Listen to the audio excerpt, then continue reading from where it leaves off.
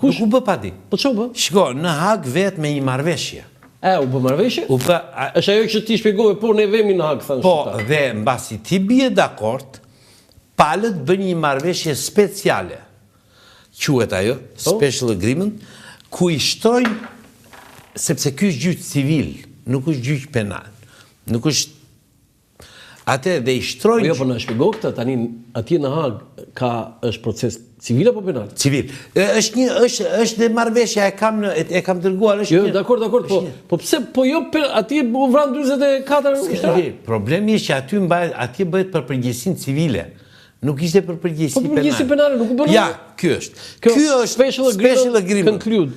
Pra, palët përpara se të vinin dhe i shtrojnë gjykatës 2 pyetje që kërkojnë përgjigje. Është Shqipëria përgjegjëse për datën 22 tetor, po në ligjin ndërkombëtar për shpërthimit, po për datën 22 tetor. Dhe e dyta është Britania përgjegjëse për datën 12 dhe 13 nëntor kur bëri pastrimin e minave.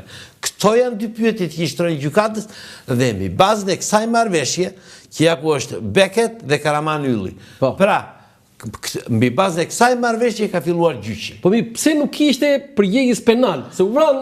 Sepse duhet të dalë njërë përgjegjësia, kush e ka përgjegjësi, e para një që nuk ka përgjegjësi penale në rastin konkret, sepse jemi një situatë luftarake.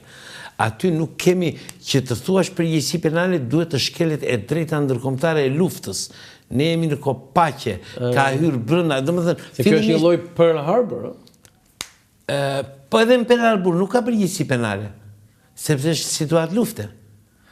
Ata nuk kanë shkelur rregullat e luftës. Pavarësisht se ata paqe ishte ajo ndodhej. I shpalli luftë 2 orë përpara se të bëjë sulmi. I ka shpallur luftë. Japonia. Po. Pra në momentin që ndodhje, e kupton dhe ishte. Tani mbi bazën e kësaj filloi procesi. Filloi procesi. Okej, foto tjetër? Në gjyq ka pasur 2 histori, të cilat nuk shkojnë. Që do të thotë? Që do të thotë e para Shqipëria mohoi minimin, që të ketë vënë ajo minim. Që të ketë vënë minim. Gjykata vendosi të ngrej një grup kontrolli, i cili erdhi në Saran. Erdhi, është një fotografi me ca oficerë që e kam hedhur unë aty. E kam parasysh? Ashtu. Dhe ata në përfundim dolën në konkluzionin jo që Shqipëria ka bërë minim, po Shqipëria duhet të ketë qenë në dieni për shkak të distancave, këta janë. Këtu janë Saranta? Po, në Saranta 26 janë 49. Këta janë gjithë nga janë? Janë shtetet ndryshme, është grup i cili është një sistemun, si që vendosen ekspert, një grup ekspertës për të verifikuar, ndërkombëtar për të verifikuar. Janë ushtarak të ndryshëm. Bën verifikime të nësarë? Bën verifikime. Erdhen pan ku janë në minë, ku ishte fusha me mina, qa distancë ishte, si ishte koha, a mund të shikoj, pra po të ishte vendosur mina nga një shtet tjetër, a mundet të kishte parë Shqipëri, ta kishte vënë Shqipëria, dhe këta doli në konkluzioni, dhe kjo doli dhe ndëndimin e gjykatës, Shqipëria nuk ka mundësi të mos ketë qenë në dieni të vendosjes minave.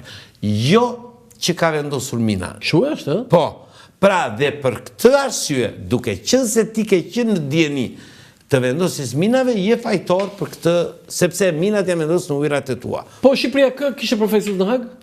Karaman Ylli ishte përfaqësues kryesor, pastaj kishte Pierre Cot, një jurist francez, avokat, kishte një oficer bulgar dhe një grup. Po Karaman Ylli, si ishte Karaman Ylli në? Shiko, unë kam të dhëna që del jashtëzakonshëm. Mua Karaman Ylli, në ndryshim nga të gjithë të tjerët, dhe më thënë Karaman Yllin e kam njohur vetëm nga leximi ose nga njohje për incident në kanalit Korfuzit.